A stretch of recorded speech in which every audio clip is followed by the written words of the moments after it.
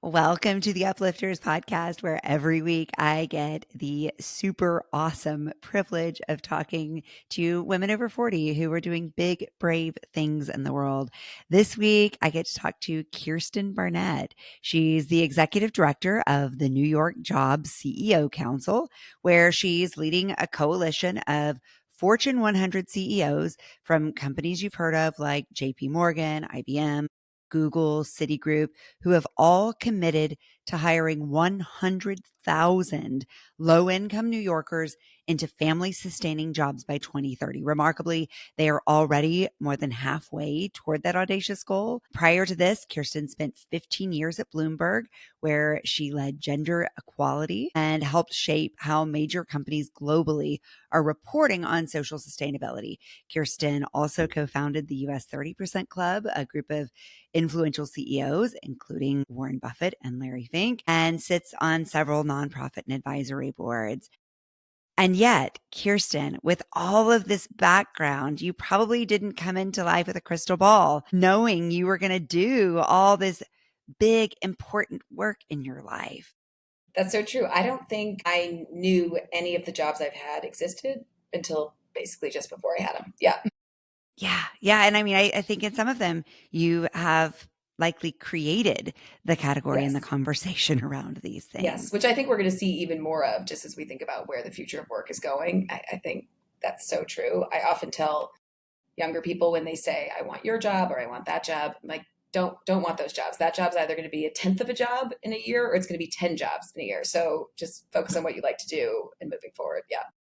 Well said. I love that. Yeah. I've given similar advice to my kids, which is I have no idea where the world is going. So you might as well do something you really love doing and see what happens, because none of us actually have a crystal ball on that. Yeah, actually, I have a funny story on that. My first job at Bloomberg, I was 22 or 23, and I was interviewing for an assistant role in the president's office. And my final interview was with him. And I remember I read Bloomberg by Bloomberg cover to cover the night before. I prepared so much. I'm thinking the interview's going well. And at the end, the last question he asked me is, so what do you want to be when you grow up?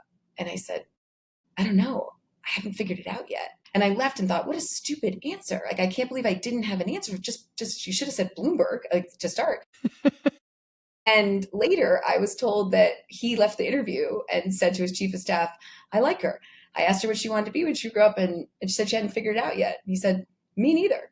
So, anyway, Mm, they, I love that. So, as a 20-year-old, what did you feel like was most important for you to bring to your work life? I think as a 20-year-old, I was so focused on what I thought was a straight path. And I actually think at 20, I'm about to graduate college and I was already thinking, how many years do I need to work till I can go to business school? What's the average? What am I supposed to, I mean, it was, my mindset was not always the way it is now as fluid. But yeah, I think that can really hold people back because then most of the times when I veered from that path are actually when exceptional opportunities happened.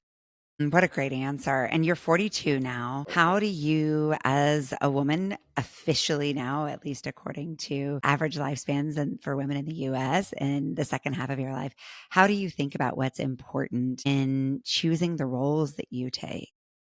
Yeah, so that definitely changes over time. And that's also advice I give to young people. I mean, there's so many reasons you take a job and there's so many reasons you stay in a job. And so there have been times in my life, like when I was 20, when, finances were exceptionally important. Had to pay the rent. If I was going to live in New York, you got to pay your bills. I feel like I'm in a point in my life right now that is also still important, money. But for me, the impact piece is really important. I have two Mhm. small children, and if I'm going to leave them every day, I need to feel really good about what I'm leaving them for, and good about the example I'm setting. So I think that things change. There were also periods in my career where growth was the most important, and I just wanted to make sure I was moving onward and upward at a period when often women and others tend to get stalled. So I think it's important to diagnose at that specific point in time what is important to you, and yeah, it's not always going to be the same thing.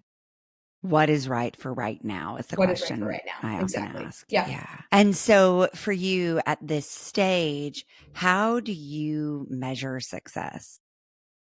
I am lucky enough that I feel for most of my career, I've been excited to get up and go to work every day. And obviously, everyone has bad days, but that's for the most part how I feel. I feel like if that changes, then it probably means it's time to move on. But as long as that's going, then I think that feels successful. Again, having a family, you redefine what success looks like so much because you need to find that balance. And I think of balance not in a week or a month, but more like in a year. Do I feel overall that I'm spending enough time with my children? I'm able to focus on what's important now in my marriage, and also being able to have the impact that I want to have in what I'm doing professionally. And yeah, I think if those things feel right, then like not broken, don't fix it. And when those things start to feel off is usually when it means you need to rebalance your priorities. I think as we grow up, I'm not even sure if that's the word for it, but it feels like in the spirit of there is research that shows our growth mindset peaks in our 40s. And so we are, as you said, you talked about growing as in sort of positional power, right? Like you have titles and influence and the ability to make broader impact, but we're growing in terms of our understanding, our knowledge, our networks, all of that as we age too. And so as you think about that now, what do you feel like is most important for keeping you in a growth mindset, especially as a leader, where I think there can be a tendency sometimes to like be at the top of an organization and feel a little bit like you have to have all the answers. And so you stop asking questions. That's so interesting. Yeah, I think that asking questions is so important, both in Mhm. leadership, but in being effective at any job. It's one of the things I look for most when hiring people too, is a sense of curiosity, because that's what's going to lead you to ask the right questions. And part of the reason you have diverse teams, as we've spoken about before, is because then everyone's going to ask different questions, and you need a lot of different questions. You need people to poke a lot of different holes. I mean, ultimately, that's when innovative things happen. But yeah, I love to feel challenged. I love to learn, and so there's a period of your life where that's happening in the classroom. There's a period in my life when I thought that was going to happen in business school. Instead, I took a chief of staff job. I now say that was my business school. I followed Mm. a global leader around the world to 40 countries and met with colleagues and clients, and was learning every day. And so I think as long as I can feel like I'm absorbing new information, and that's through networks, through people, through the work that you're actually doing, through making mistakes and learning from those, then that fuels me. And I also think that's also what I then bring back to my family too, and my home life, is it's all connected. The things I'm learning at work and the things I'm learning at home, yeah, they all tie together. I love that answer. And I think about the scale of the problem you're trying to solve right now, which I can't think of a model where anyone has set such an audacious goal for something that is so systemically deeply challenging. And now I think the current climate makes it exponentially more difficult. So when you are faced with the biggest, hairiest problems like the one you are currently facing, where do you begin, Sten? Yeah, so the fundamental objective of our organization is twofold. And so one is that 100,000 hiring target at our member companies. But the other, and really this is the overarching one, is systemic change. So the first one is meant to be a driver and an indicator that we are moving in the right Mm. direction. Systemic change is really, really hard and takes a long, long time. What I think is so special about this organization and the CEOs that founded it and fund it is that they set that 100,000 hiring target. Those are hiring low income New Yorkers into jobs at their companies. This is not Mhm. they're funding an organization that's hiring for someone else. And so that was meant to hold them accountable, but it was also meant to hold me and my team accountable, because if the things we're doing are working for JP Morgan, Citibank, or working for Google and IBM, then they should be good enough to work for small and mid-sized financial service companies, small and mid-sized tech firms. So it was never about them just hiring people into their own companies. That is sort of a means to an end to then help develop these proof points that can be scaled, but ultimately help the city more broadly. And so I think in general, when tackling a really daunting task or objective, breaking it down into digestible pieces is, in my experience, the only way to move forward. And so this is just a really big example of that. And this is where the power of the collective comes in. All of them doing that together is even better. But anyone can apply that, I think, to challenges in their personal or professional life. One Mhm. thing I learned from a leadership course that Bloomberg had sent me to once, was that I've continued to do, was a suggestion of, at the beginning of every year, writing yourself a letter as though it was the end of that year, 12 months later, and you're writing about what happened that year as though it went exactly how you wanted it. Mhm. And I remember when they asked us to do this, I thought, ugh, this is like touchy feely and a waste of time, and I have so much work to do. Why am I sitting in this class?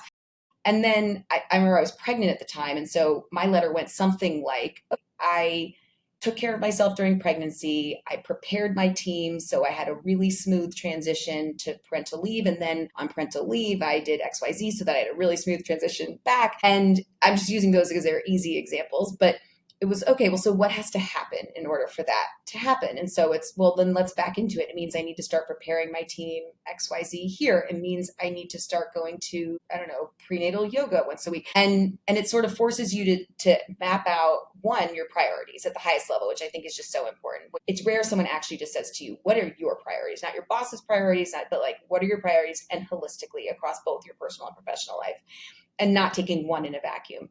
And then two, how do you get there? And then you map it out. And then three, so now you can hold yourself accountable along the year to those steps. Am I behind? Have I done that? And I just think that's great. And there's so many times for me that I find the things that are feeling, the things that are causing stress are actually not the big things. It's more Mhm. the lack of structure. For example, oh my gosh, my husband and I are not seeing each other. We're shifts in the night. We're traveling. Well, then put date night on the calendar, like every Mhm. week. And granted, it'll get moved 1 out of 2 weeks, but at least it's there. It's so much harder to do this when you're then feeling like we haven't seen each other. Let's do that. And the same with work. You want to launch a big marketing campaign. That was one of mine for 2024. Well, then I got to hire a marketing director. Let's step one. Mhm. And so rather than sometimes we find ourselves just sitting around thinking about things we want to do and sort of feeling like paralyzed in what the first step is because it's such a Mhm. big thing. When you break it down, I find that is much easier to feel achievable and also to hold yourself accountable to the things you need to do and the timeline you need to do it on.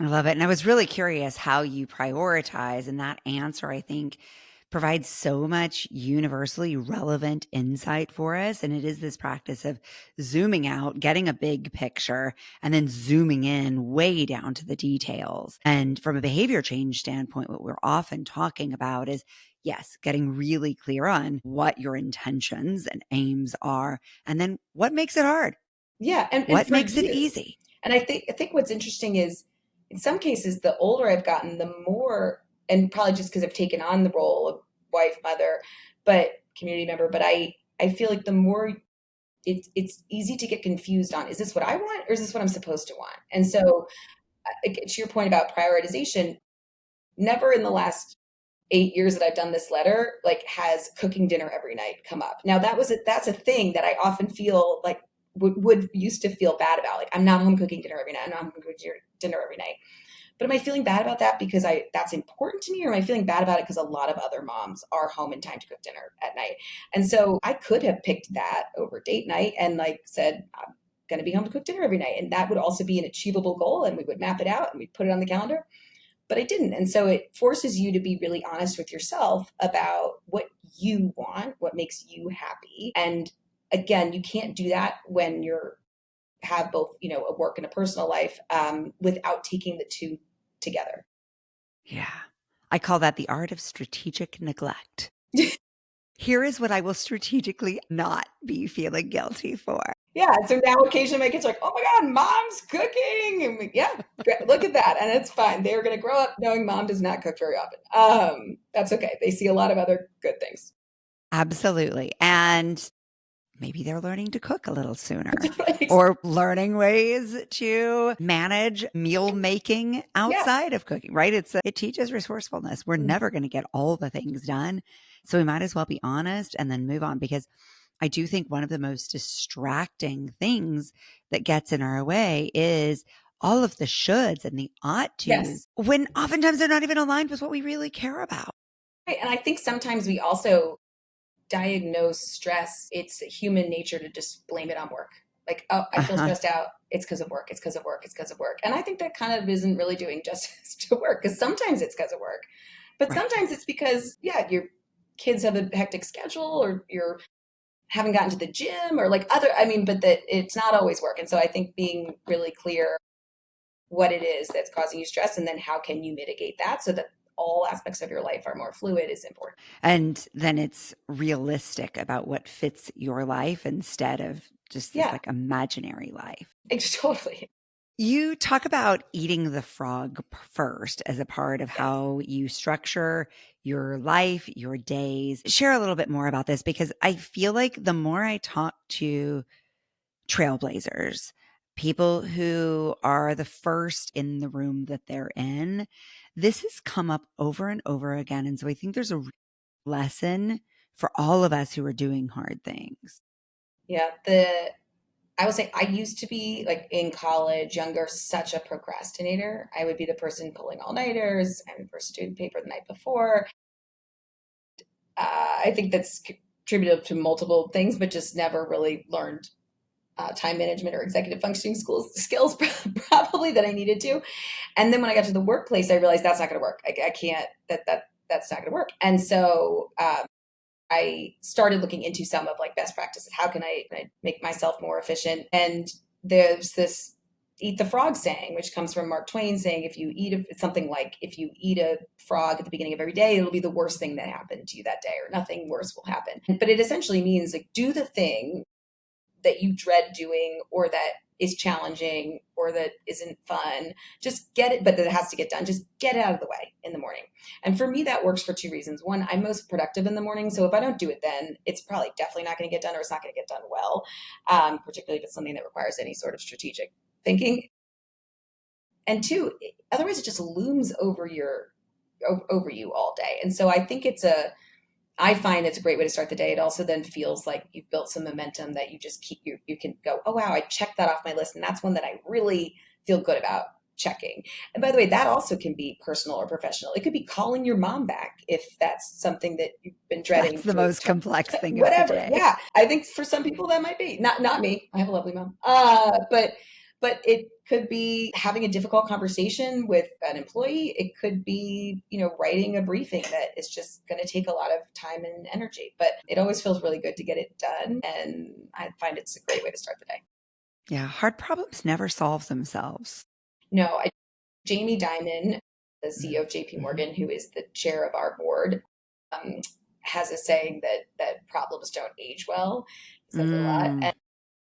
It says, yeah, it's the same concept. Like if you have to deliver bad news, do it right away. If you have to take accountability, do it now. Nothing gets better. Those tasks don't go away. Things only become more complex. Do it now. I think about them as acute and chronic pain. Yeah, that's a great way to think about it. I would rather manage the acute pain knowing that it might be a little more uncomfortable in the immediate term than suffer with it for weeks, months, years, decades, Absolutely. Yeah. The cumulative The effect is cumulative way effect. out. Yeah. And I think also the weird thing about procrastination is the longer you do it, the longer it's like it's a snowball. Becomes harder and harder to break that cycle, at least for me. So if we think of this as a challenge of eating the frog first or managing the trickiest stuff first, what has been the hardest part of helping these organizations accomplish this giant KPI led goal? So the hardest part is there's no roadmap. Like this hasn't, to Mm-hmm. your point earlier, systemic change, at least at the workforce development education systems level in our city, but this is not just our city, really hasn't happened in a very long time. So that's hard. Mm-hmm. Already is that no one's handing you, here's your strategic plan, here's your manual, here's what you have to deliver on. So the constant sort of experimentation, execution, iteration, data collection, all that just is, we're always in that learning and iterating mode. And I imagine we will be for a very long time. It's not like we just had to land on one product and get it right and we're done. So that's I think the hardest part about what this organization does. The easiest, and now I'll say the easiest part about what this organization does is that we have the support of some of the most influential CEOs leading innovative organizations that are I cannot think of a better group to be driving, skilling, to be driving, ensuring our future workforce in New York City is skilled and competitive. They're leading real time on developments in AI. They're leading real time in developments in healthcare. Who better to know? And what a great group of employers to signal to the community what's needed. I say that's the easiest thing in that's a blessing. Like that is such a gift that I have in leading this organization. But I think also one of my biggest challenges is how do you leverage them? And that's a big part of my job. The thing with CEOs is that are committed to a cause, like they're there, they're all in, and anything they're leading from the top, if they want to do it, they can do it. But you have to know the right ask. I think Mm-hmm. that in itself can be really challenging. We've all been in this position before. You're someone looking for job advice or so. You're like, how can I help? You need someone to tell you, right? And so figuring out what the right asks are and for the right organizations so that it will to be able to connect to the work that needs to get done is how I spend a lot of my time.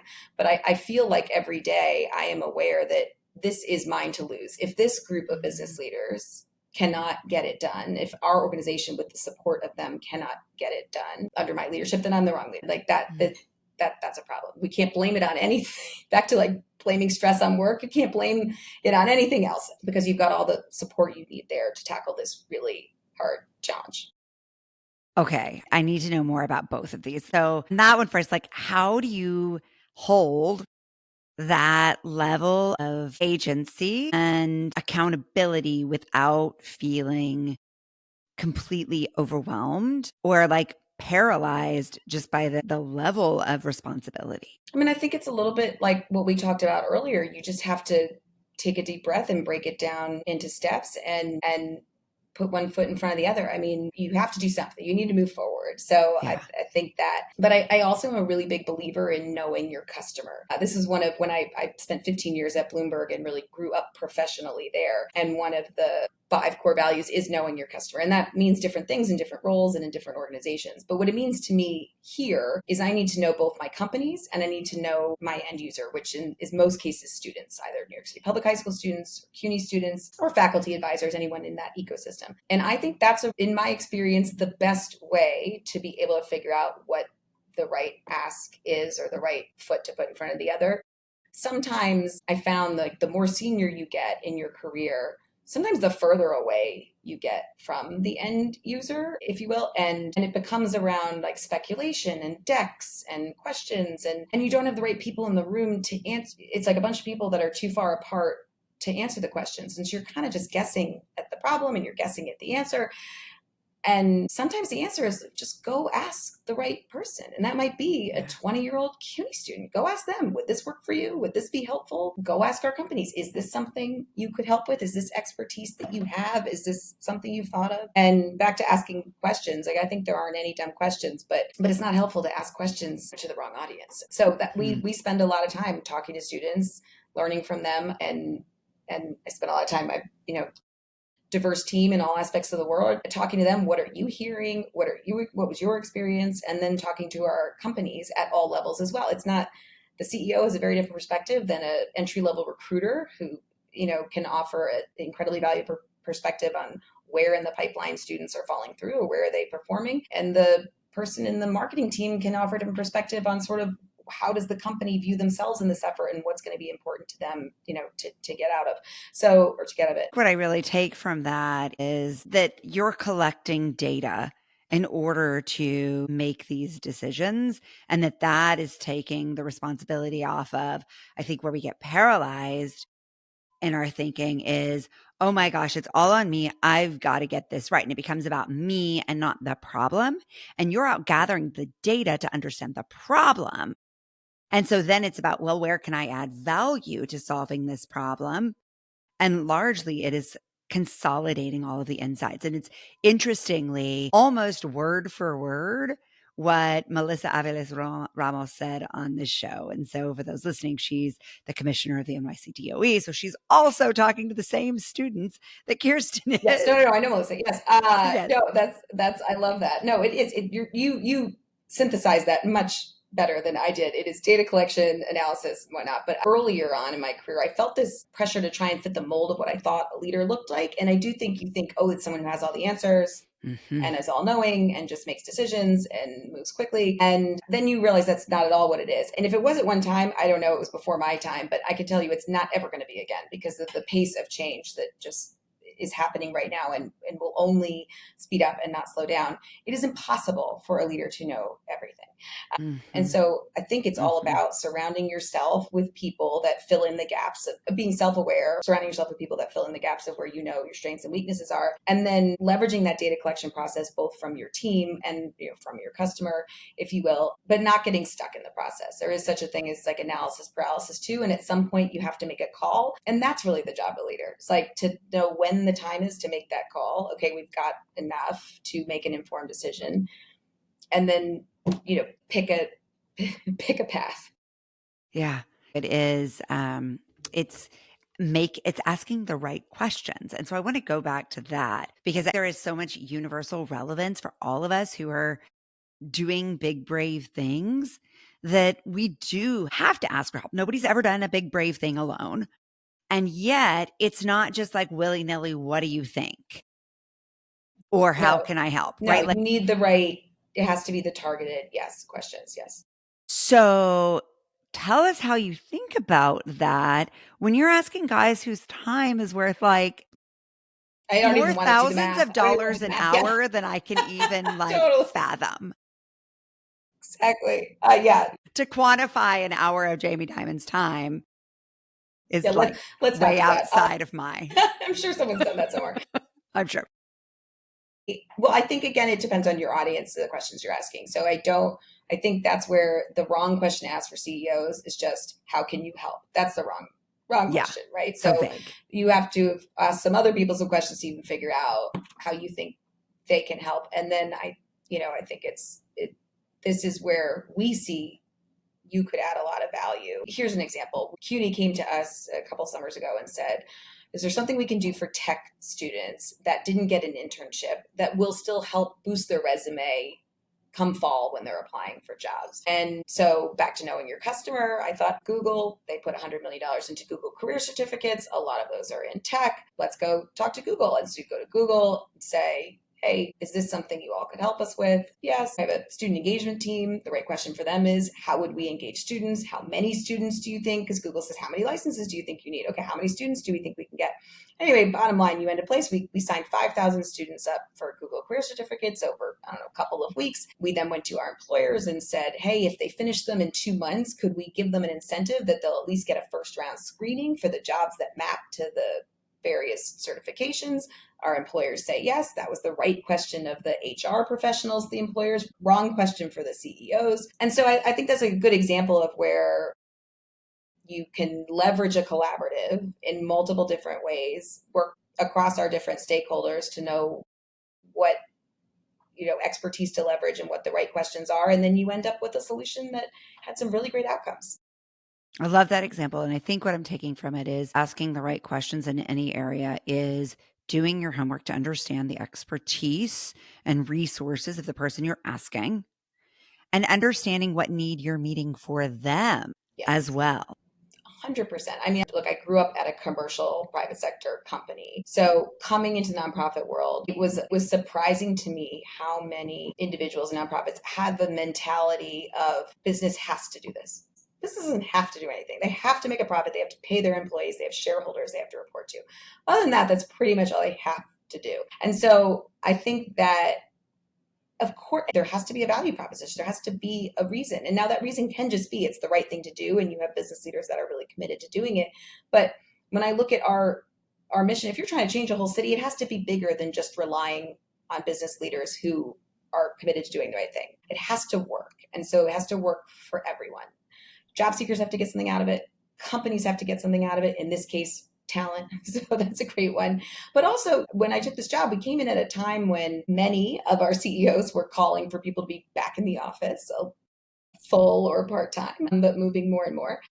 Okay, so what has to happen for employees to come back into the office? Well, they need to feel safe taking the subway. They need to have a place to buy lunch and coffee when they get off the subway to get to the office. So all of those things. Now, is our mission to stand up bodegas or police subways? No, but it's all connected. And so I think that's where, and our mission isn't to drive people to go to work in office every day, but all of this still comes back to economic mobility and jobs. And so investing in solutions like the ones that we do, it's so much bigger than just the people in the jobs, the butts in the seats. It's the whole ecosystem. And so again, you have to think about how does this solution benefit that full ecosystem, or you're going to run into an issue of either unsustainability or unscalability, if that's a word. You're constantly asking questions. You're a learner. You have amassed a wealth of what I call courage capital by doing hard things and proving to yourself that you are capable of solving big, hairy problems and doing that in collaboration with your teams. Does anything scare you as a leader still? I mean, I think most people, or certainly me, we're all scared of failure. It doesn't mean it's not going to happen, and it happens small or big ways. Being scared of it doesn't stop it from Doesn't happening. stop from happening. Look at that. Huh. Also a waste of time being scared of the failure. But yeah, look, I think back to my point around, are we leveraging the council that we have to the extent that we can, is probably always that's the say that me asking that question every day is probably what scares me the most. Is, are we having as big of an impact as we could? Are we leaving impact on the table? So it's less around like, yes, we're driving numbers and we're hiring people, and I don't anticipate that will stop, but we're doing great work. But could we be doing more? I think that's kind of always, you know, I think in any job, it's not just a nonprofit job. You're always kind of wondering, could you be doing more? I always wonder, could I be doing more as a mother? It's like, I mean, it's just and so for me, it's less about what am I not doing and more about, am I leaving anything on the table, that am I not maximizing the resources that I have to have that desired impact? Yeah, and it sounds like that intention setting, visioning exercise that you do each year really helps clarify what that is. How do you take care of yourself in this rather high pressure, high stakes role? I think, look, I live by the calendar. I don't want this to be a huge theme of this podcast, but I find the calendar is just the root of so much of what makes my life work. Hmm. And so I think being thoughtful about finding time, whether it's to exercise, time with my husband, time with my kids, for me, scheduling in the work life balance, if you will. It's a terrible term, but and it sounds weird to say schedule it, but be my scheduling in. I think that's what manages me. And I think when I find myself feeling untethered, it is when either I haven't done as good a job of that, or again, obviously there are times in life where work will ramp up. You don't get to the gym, you don't see your kids as much, but making sure that you sort of make up that time on the flip side, then that there are going to be times work gets more of you there or of me. There's going to be times that my family gets more of me. There's times that me gets more of me, taking care of yourself. And just recognizing that, not beating yourself up over it, and keeping an eye on that balance. Yeah, well said. I think not looking at it as an either or, but thinking about it as each domain getting its due when it needs it most. Yeah. Yeah. And I think that, trying to compartmentalize work and personal life, I find impossible. Like it's all so Mm, connected. And the older I get and the more I grow professionally, it only amplifies that. And so again, for me, it's all figuring out stuff for you. But for me, I found that, doing a little bit of work on my maternity leaves, no one asked me to, in case Bloomberg's listening, they absolutely did not ask me to do work. But for me, staying kind of connected, I carved out a couple hours a week or whatever, was a small amount of time to take away from my newborn child in the scheme of things. But it was huge for me coming back to work. And again, I just knew that about myself. I felt like if I came back and felt disoriented or the reorgs and I didn't know, just staying in the loop. And that enabled me to then spend more time with my child when I got back to work.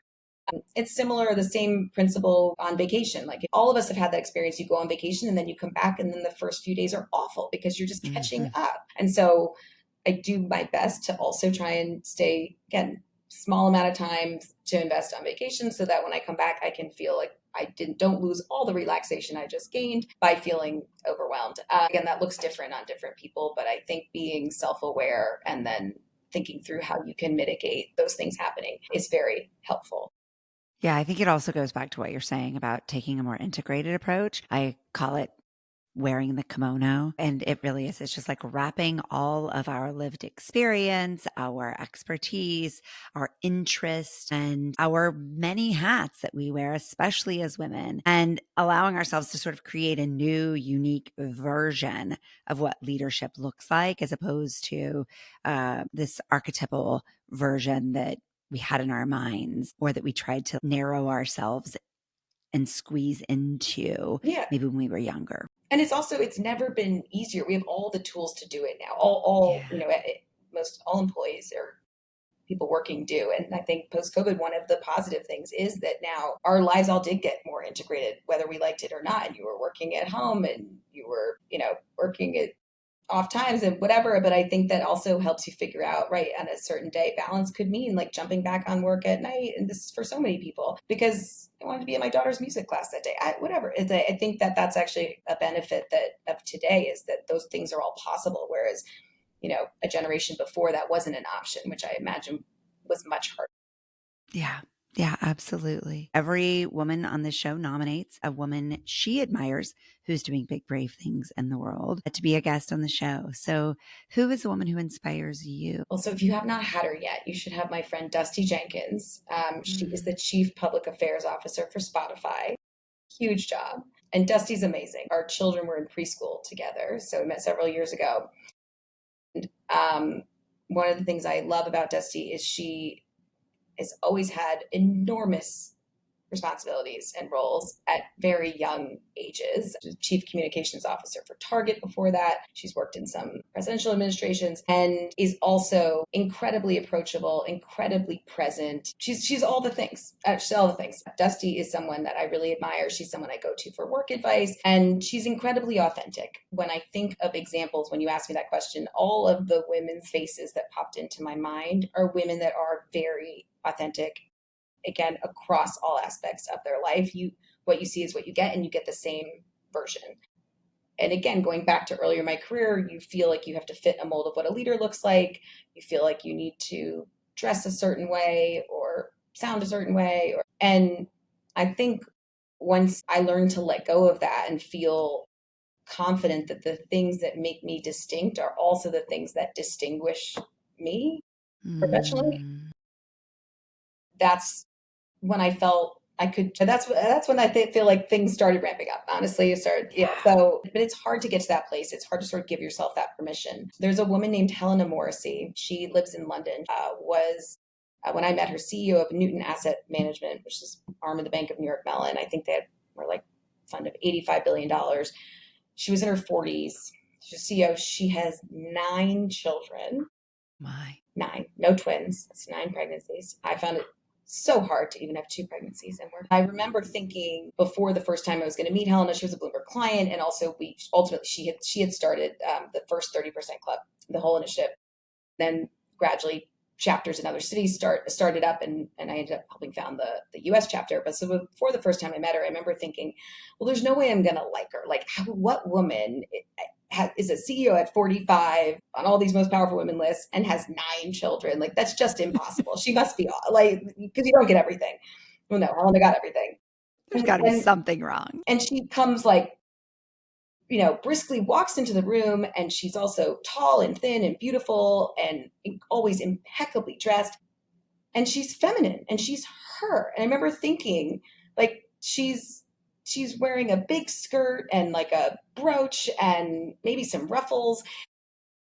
And she's living in this very male dominated industry of financial services. And like, this is not what I was expecting. I was expecting a black suit. And so I think that Helena really is, when I think about when I first started to kind of reconsider if my preconceived notions of what a leader is supposed to look like were actually accurate. And I realized, like, this is also why she's memorable. She is who she is. You can be a CEO and also care about fashion. You can, talk about your 9 children all the time without that feeling like you can't be a CEO.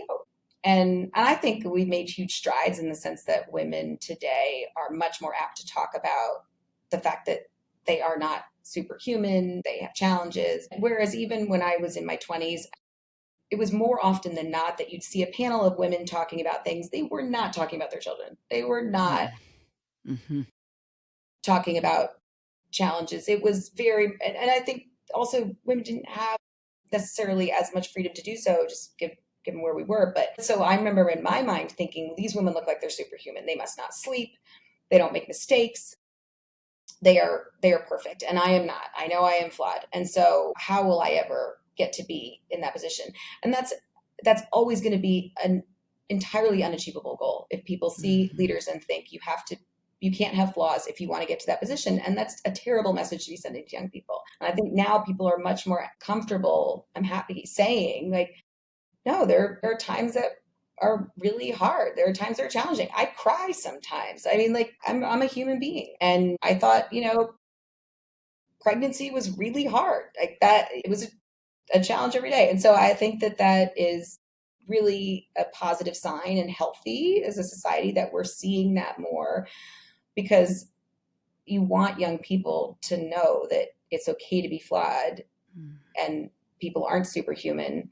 And I think the earlier you can have that realization and then get to the stuff we were talking about earlier, like, okay, identify those flaws and then figure out how to mitigate them, or like build supports around you, then the better, right? I mean, and also otherwise we're going to lose out on good talent that's going to take themselves out of the game before they even get moving.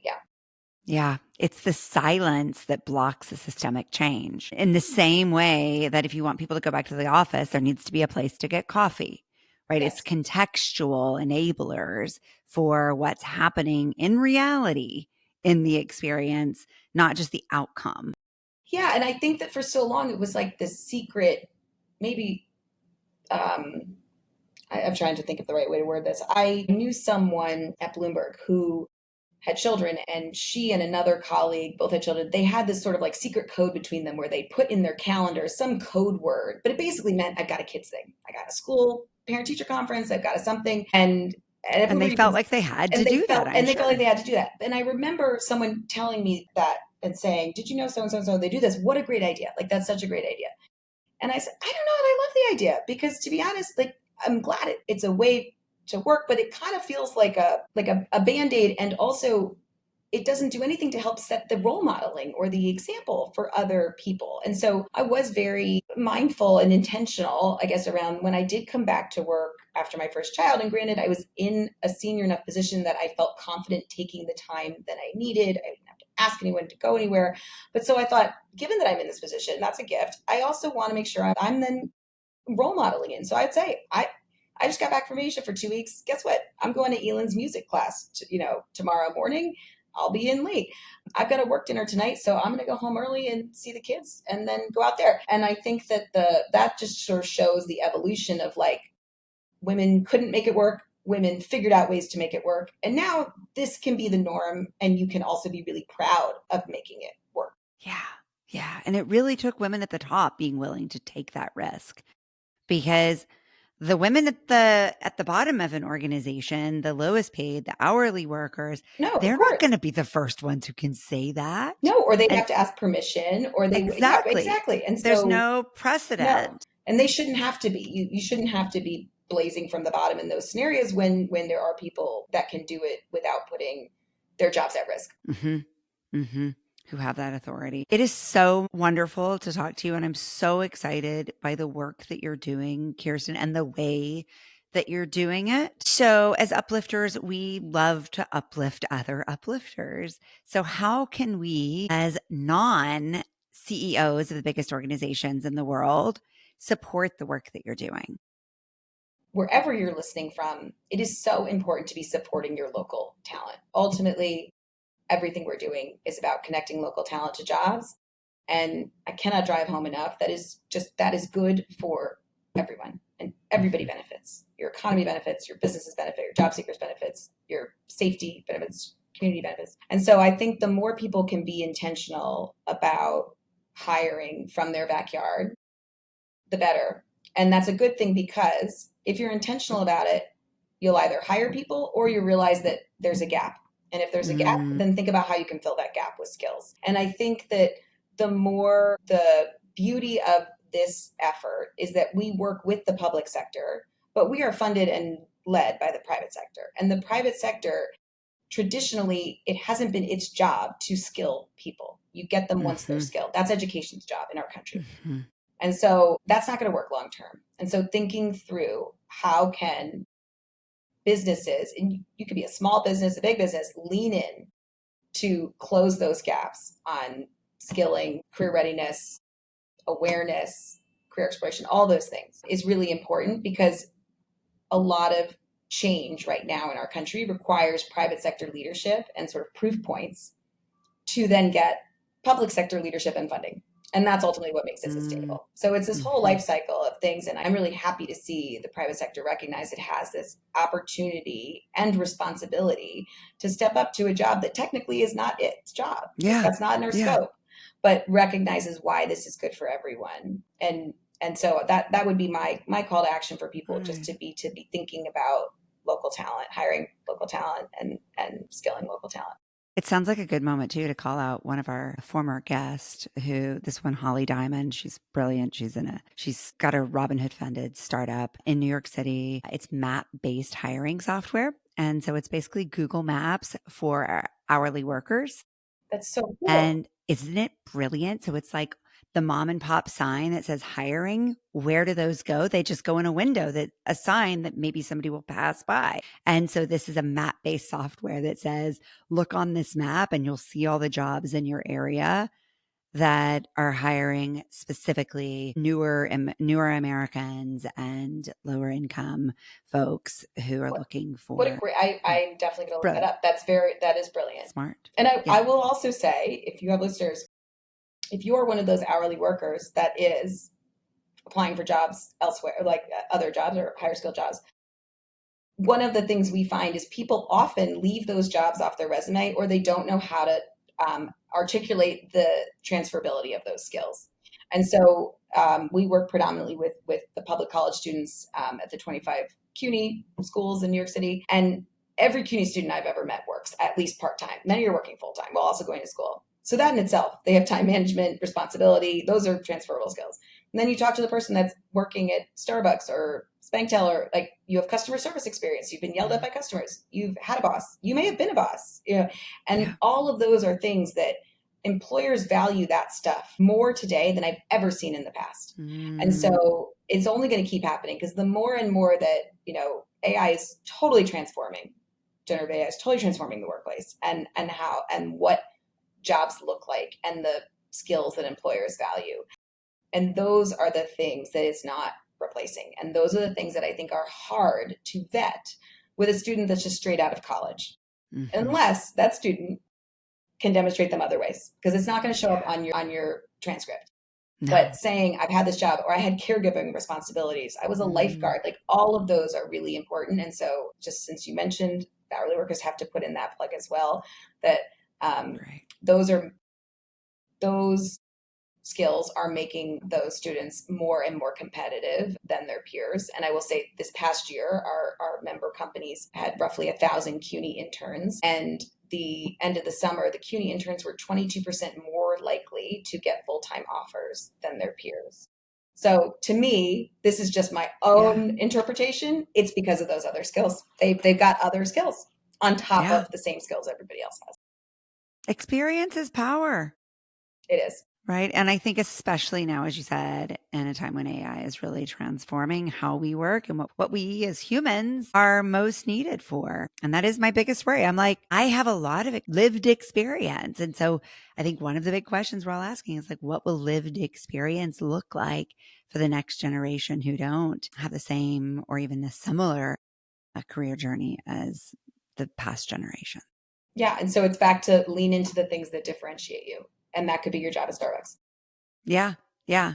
And I love that you bring up caregiving, because I think that's such an important and relevant one. So great to talk to you. I can't wait to see what you guys do. We'll be following along with so much excitement for you in this project. For those of you listening, I'll put links to Kiersten's work in the show notes. Please follow along with her and support this work and this mission. Thanks. Thanks for watching the Uplifters podcast. If this inspired you, hit subscribe and tap the bell to stay uplifted. Give this video a thumbs up and share it with someone who needs a little lift today. Big love. Painted water sunshine with rosemary and thyme. Dwell in the perplexing, though you find it vexing. Toss a star and hover, be your own best lover. Relish in a new prime, plant a tree in springtime. Dance with idle hindsight, bring the sun to twilight.